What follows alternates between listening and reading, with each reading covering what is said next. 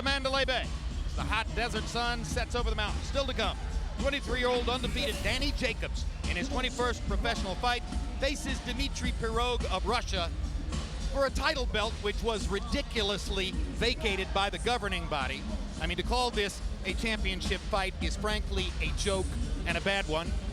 But that shouldn't insult Jacobs and Pirog, both of whom are terrific young fighters trying to make a mark in the sport. Don't let it be a black mark against them that they are unjustifiably fighting for a title belt which should never have been made available here.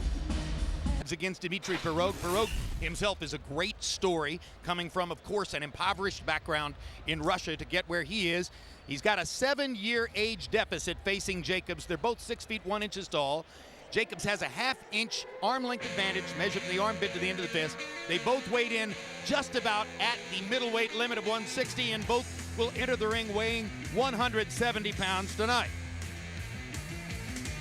Dmitry Pirog comes from a town named Galinchuk in South Russia. If you imagine a map of the area and see the Black Sea, Varna and Sofia, Bulgaria are on the west side of the Black Sea, and Galinchuk, the Russian city, is over on the eastern corner of that body of water. He was playing chess at 8 years old when he went into a recreation center looking for chess opponents and found a boxing gym and decided to put on gloves. And the rest, as they say, is history. He had a good, not great amateur career and is unbeaten as a professional and seems to be an extremely smart young man, Emmanuel. Yes, I was watching him box on the videos that I was able to see. He's interesting. He doesn't fight like the normal European fighter. He's a little rough, what we call a blue-collar version of his two fighters that he likes the most, which is Sugar Ray Leonard and he said Floyd Mayweather Jr. And you look, he's got his hands down. He doesn't move that well on his feet, but he has a variety of punches, very busy. So you can see the impact that they've had on him. And Jacobs says that the thing he's seen that Pirog borrowed from Floyd Mayweather is that locked-in right-hand guard against his cheek, the blocking of the left hook. And of course, the prominence or the importance of that is that if Jacobs has a money punch, and he's a good all-around boxer, but if he has a money punch, it's the left hook. It's the left hook, but I think that watching the tape that Pirog is going to be a difficult guy to hit solid with 2 or 3 punches because he puts his head in one position, moves it to another, twists his body, does a little Ray Leonard type moves. He gives you a target, then he takes it away, moves around. But I think that the speed and the size maybe of Jacob may give him a little slight advantage, but I think it's going to be a competitive fight. And you saw on the left side of the front of Jacobs' jacket, going vertically down, the words Lady Bird. That refers to his grandmother, Cordelia Jacobs, who died last weekend at the age of 82 after a relatively brief bout with lung cancer.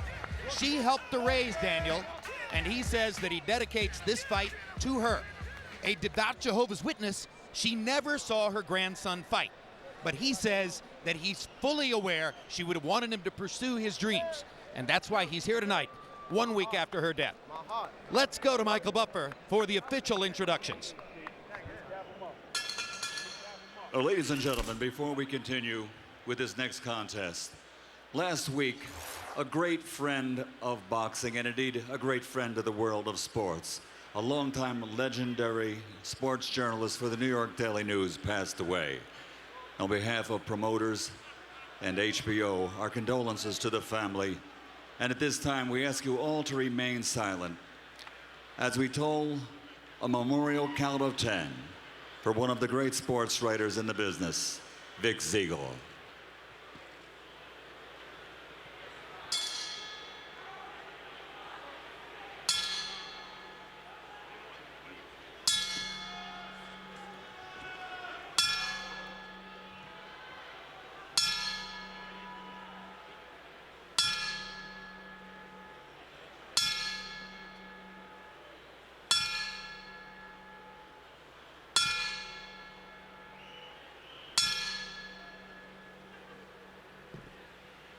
Rest in peace. And now, ladies and gentlemen, from Mandalay Bay, Las Vegas, this is a world title contest. And it's brought to you by Golden Boy Promotions with Marquez Promotions in association with Arthur Polulo Banner Promotions, and German Titov Promotions. Sponsored by Tecate Cerveza con Carácter and AT&T Viva Mexico Plan.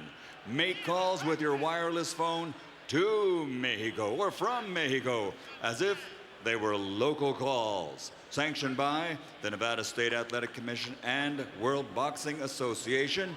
Supervisor for the WBA, John Duggan. The three judges at ringside scoring this contest will be Dwayne Ford, C.J. Ross, and Paul Smith. And inside the ring, your referee in charge of the action, Robert Byrd.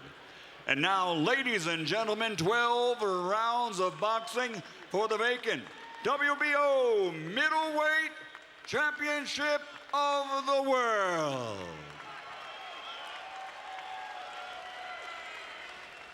Fighting out of the red corner, wearing blue with red and white, officially weighing 159 pounds. His professional record, a perfect one. 20 fights, 20 victories, including 17 knockouts. From Brownsville, Brooklyn, New York, the undefeated Daniel, the Golden Child, Jacobs.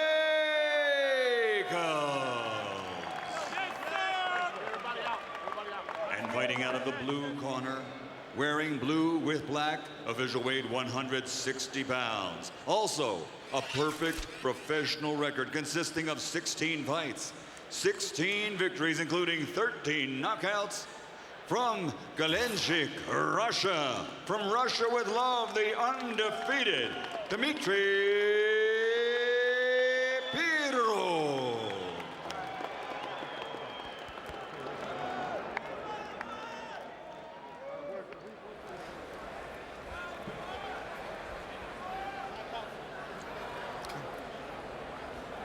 Just one.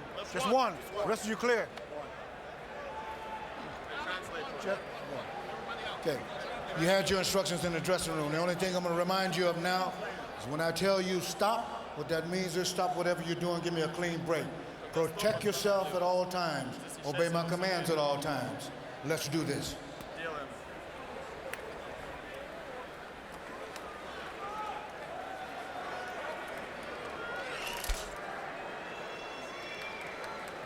You see the difference in punching power, at least as exhibited against the opponents that each guy has fought. 10 knockouts so far for Jacobs in the first round, and Pirog with only one of them. And now the bell sounds for round number one. I have ridiculed the fact that the winner of this bout will be awarded a middleweight title belt, because the governing body, which is supplying that belt, stripped it from Sergio Martinez just a few weeks after Martinez beat up Kelly Pavlik to clearly become the #1 middleweight and the legitimate middleweight champion of the world. So it's preposterous that there's a belt on display here for competition, but it's no insult to either of the two fighters. They're both excellent young men and excellent fighters, either of whom could have a terrific career in the sport, either of whom could conceivably someday be a legitimate middleweight champion. But to call him now, call one of them that now is absurd. Well, right away you saw Danny Jacobs come by and try to land a big right hand, which was a good move. But as I'm studying his face, I think in his expression, I think he's developed a little respect for Dmitry at this point. And he's realizing that his upper body movement and his head movement is going to create a slight problem, because it's not that easy to hit Pirog that easy with the head punches. He moves very well. Well, the first thing everybody who has seen him says about Dmitry Pirog, and this was clear on the tapes at which we looked, he is not the classic stand-up European fighter. No. He is a guy who bends at the waist, has a lot of movement, and he has watched American fighters constantly. You can see it in his style. Look at that. Very, very relaxed.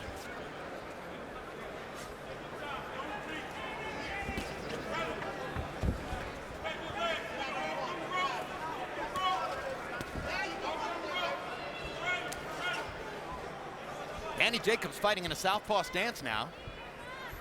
We've seen it a couple of times. Well, Danny, you can look, he's trying to find himself right now. He's not having the success he expected as easy And so he's trying to make adjustments right now, which is a very smart thing to do. He landed a straight left hand out of his southpaw stance and stays in it. What's going to work for him is what he's trying to find out now. Pirog momentarily switched southpaw to throw that left hand. Now Jacobs goes back to his conventional stance. This is the way they'll match up against each other most of the night.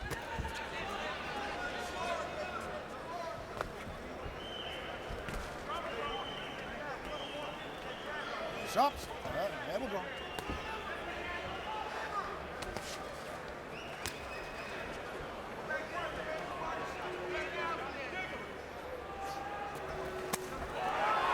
Good right hand by Pirog. Jacobs kind of leaned into it for him.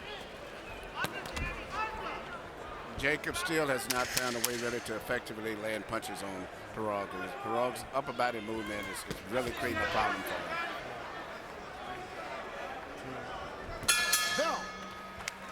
Well, Jacobs seemed to land more punches, but the best punch of the round might have been the left hand from Pirog.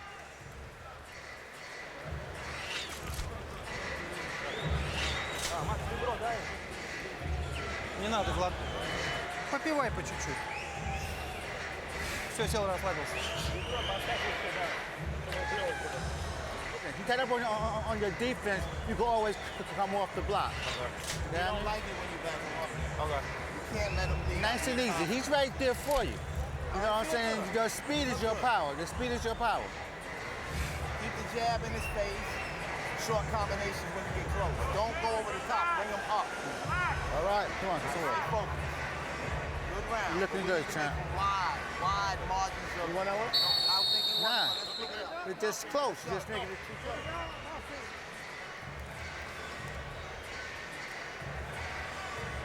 I'm not certain, frankly. I didn't do enough research to know whether Daniel Jacobs is a New York Football Giants fan or whether his cornermen have simply found out it's extremely convenient that they can buy jerseys with big New York logos all over them that say Jacobs on the back.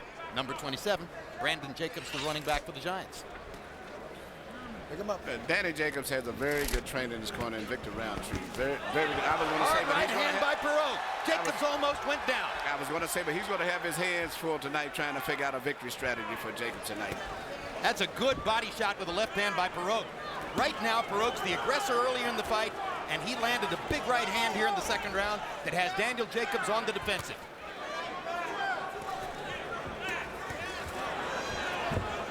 You were about to say that Jacobs' terrific trainer, Victor Roundtree, He's going to have his hands full tonight, Yep. trying to plot a strategy, because I know they were not expecting this type of a fight from Pirog.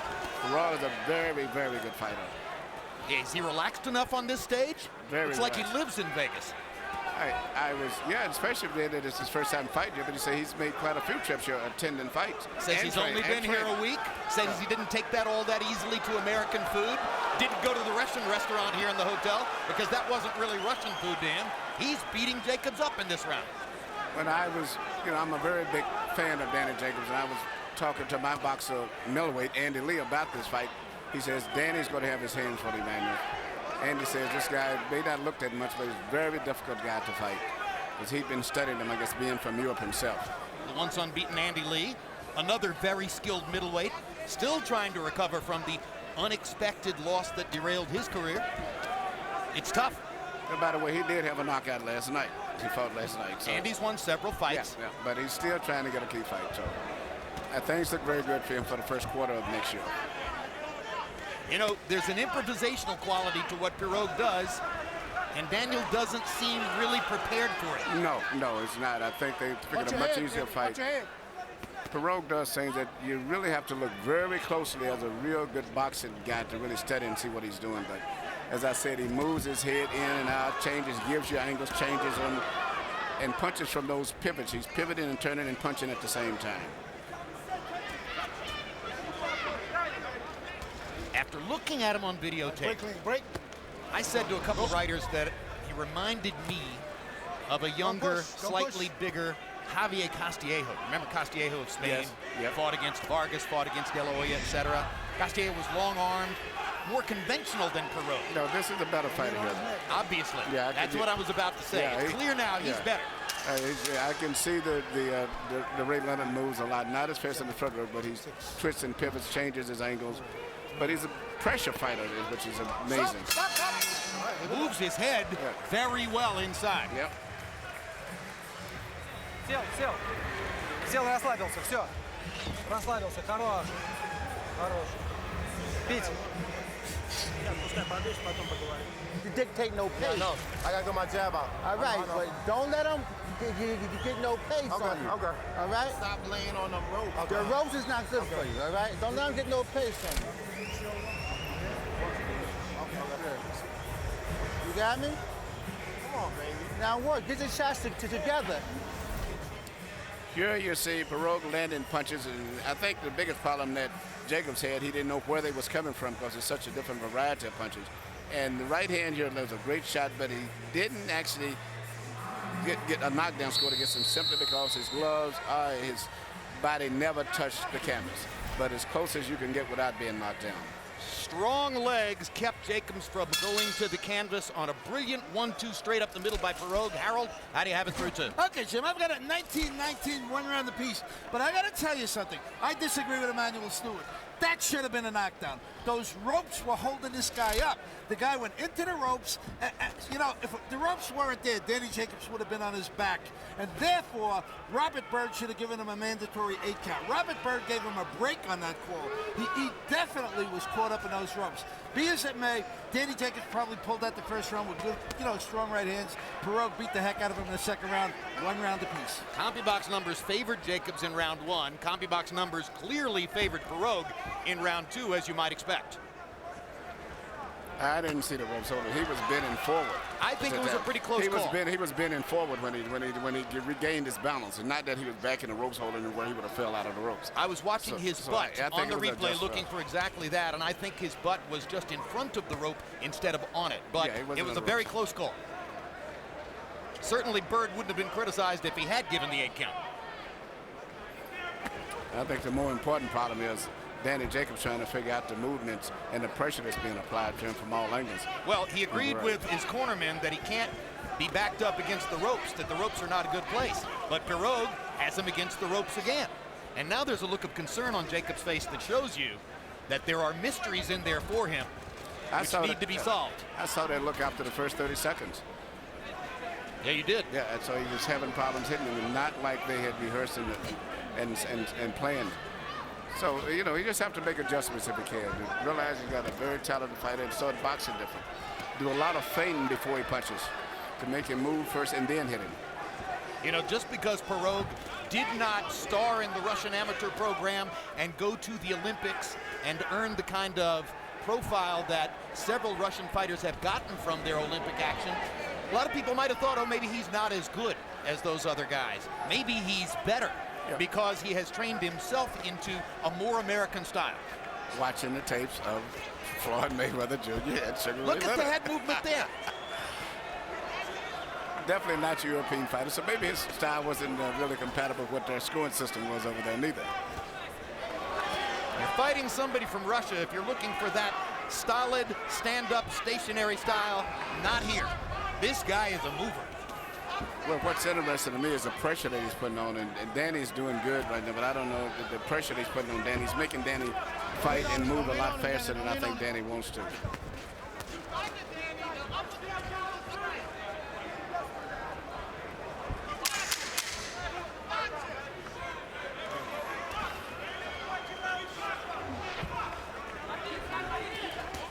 Right hand by Jacobs. Yeah, I think he better pull one that round. That may help his composure. Yep.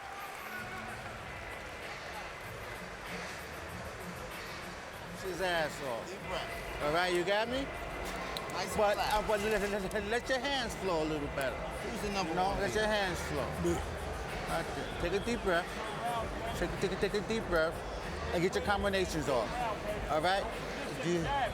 Get your combinations off. Look, your jab is beautiful. Use your jab more. Double and triple your jab. If you get him going backwards, keep him going back. But like I know, he cannot fight going backwards. Keep him more balanced. Don't let him dictate no pace. Right here, you can see the great defense of Pirog, which is his upper body movement. He pivots and turns, good head movement. Very, very difficult to land with 2 punches, even if you're hitting with 1 punch. Right here, you see Jacobs land a beautiful, clean right hand, probably the best punch he's landed tonight. And that's what he's got to keep doing. And after he lands those punches, get away right away, move away. But he's going to have to be in great shape tonight because he's going to have pressure on him all night long. Harold Letterman gave Jacobs the round. That right hand helped to sort of even the score, given that Pirog has already landed 3 or 4 of those kinds of damaging shots with both the left and the right hands. Good body shot by Jacobs. Pirog leaned into that one. CompuBox numbers in the 3rd round favored Jacobs. 13 out of 75 to 6 of 48 for Pirog. Jacobs back in that southpaw stance. Seems to feel he maybe has a better chance to land a power left hand out of this stance than out of his conventional stance, Emmanuel. Well, I still can't figure it out, but evidently he must feel more comfortable in it. But I haven't saw him land too much, except the first time he did it, he was able to land a looping left hand. But other than that, he's not been that effective. But, you know, it's risky when you're fighting a guy with the great upper body movement that Pirog had to be doing anything that's experimental, so to say.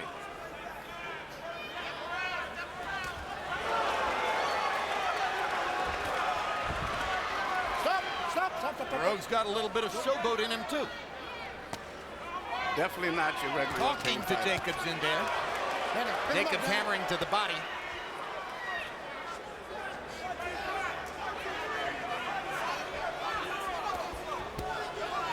I don't suppose Pirog is speaking Russian to Jacobs.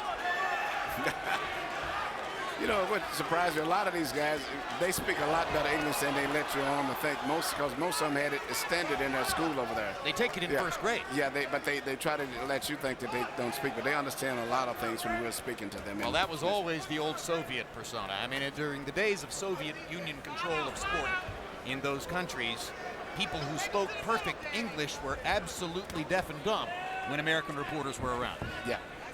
And as soon as you leave, then they start speaking.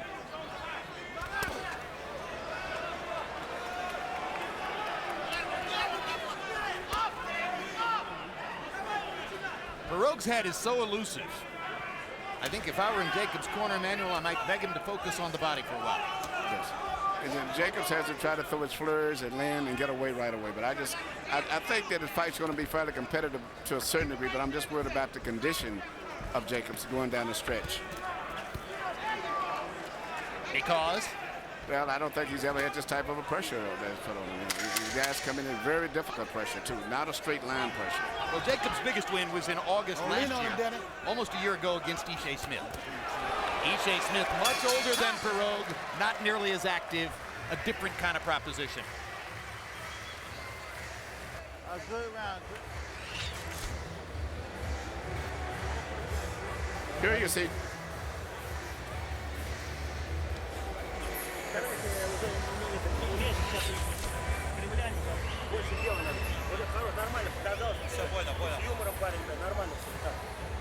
Yeah.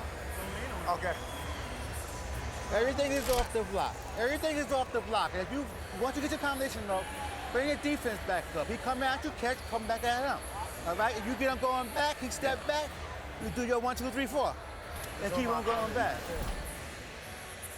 This is something totally new to Jacobs right now, being hit with the punches that he's been hit with tonight, and then also an opponent that he can't seem to control and make an adjustment to. But seemingly between rounds, studying his expression, he seems to be adjusting very well.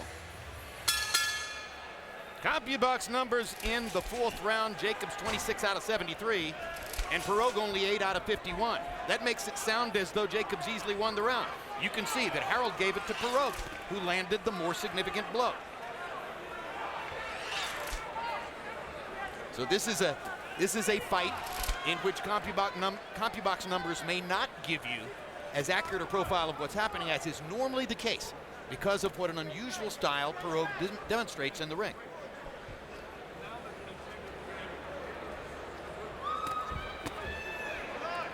Good comeback left hook by Jacobs there.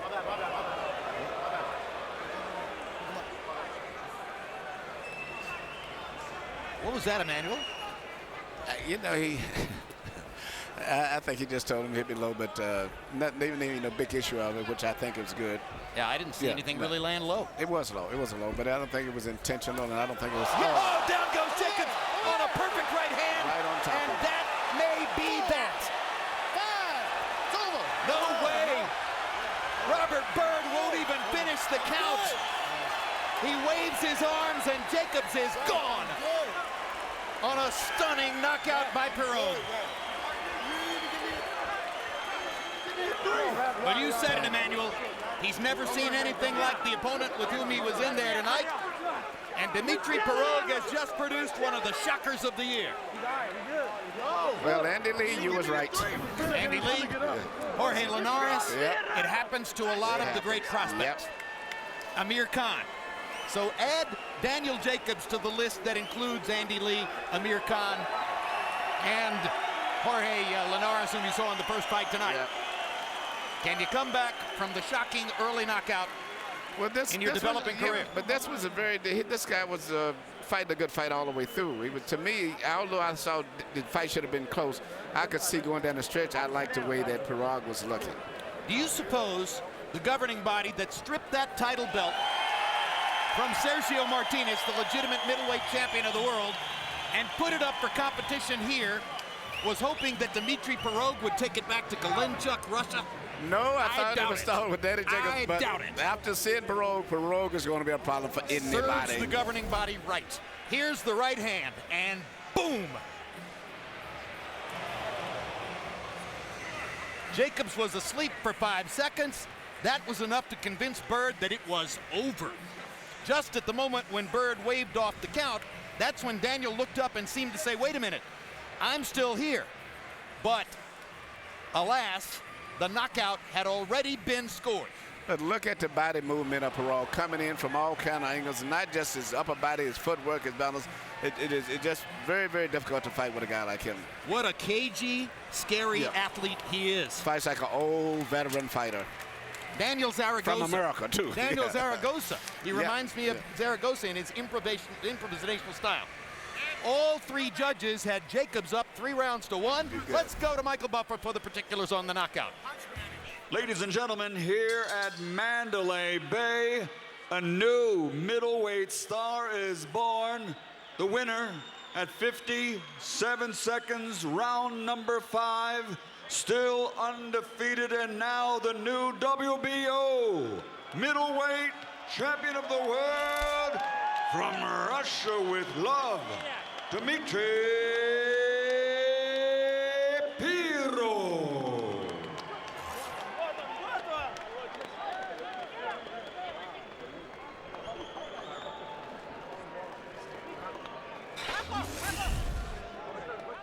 Here's a look at CompuBox numbers. Final totals in the fight. Jacobs landing 30 punches more, throwing 35 more, landing at a higher connect rate. All utterly academic, wasted by one right hand. But it wasn't just the one right hand. You saw it. Pirog landed several clean, hard shots throughout the fight against a Daniel Jacobs who seemed a bit surprised by the style which appeared in front of him tonight. Let's take a look at the power shots. And you can see here that Jacobs had the edge there too, landing 24 more, throwing 7 fewer, landing at a higher connect percentage again. As we mentioned just before the knockout, it was one of those nights when CompuBox numbers weren't necessarily going to provide the profile you expected. And now we are joined here at ringside, very graciously I might add, by young Daniel Jacobs, and obviously a disappointed young man. Danny, what happened?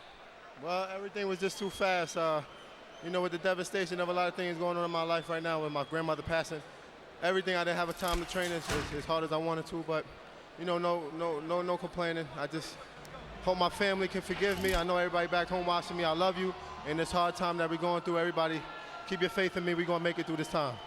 Some might have been misled by Pirog's absence of identity into thinking that this was an easy assignment. You made clear yesterday that you fully understood it was not an easy assignment. What is it that's tough about him? Well, he just threw a lot of shots that I didn't see. And the right hand is one of those shots that I didn't see. And, you know, hopefully I could come back and reclaim my throne and take it all the way to the top. Are you suggesting that you were more distracted by your grandmother's death than in retrospect you thought had been the case? Well, I think if I would have had a great camp and I could focus 100%, then I would have gave a better chance. But my legs wasn't there. No taking away from Dmitry Pirog. He's a great fighter, but you know, it was just one of those things. And like I said before, I want to thank my family in this hard time for giving me their support, and I love everybody back home.